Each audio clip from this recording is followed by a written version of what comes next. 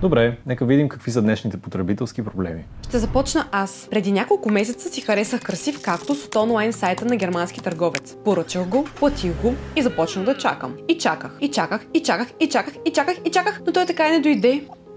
Преди няколко дни разбрах, че сайтът на търговеца вече не съществува и никога няма да получа нито кактуса, нито парите си обратно. О, милата! Моят проблем пък беше с отменен полет. Бях на летището и чаках на гейта, нямах търпение да се прибера от дома за рождения ден на жена ми. Изведнъж видях на таблото, че полетът се отменя, а следващия е чак след 3 дни. Тавете ли си? Пропуснах рождения ден. Аз пък ще ви разкажа за най-тъжната ми почивка досега. Резервирах си перфектния 5-звезден хотел с гледка към морето, басейн и оценка 10 от 10. Когато пристигнах обаче, се оказа, че сградата е стара, няма басейн, а гледката е към шумен булевард. Това ми бяха единствените почивни дни. Ох, колко тъжно! Кога ще ми върнат парите? Защо така се случи? Измамиха ме! Хей, успокойте се. Не сте ли чували за Европейски потребителски център България? Част от ECCNet. Центърът може да разреши всичките ви трансгранични потребителски проблеми бързо, лесно и безплатно. Влезте на сайта ECCBG и подайте жалбата си.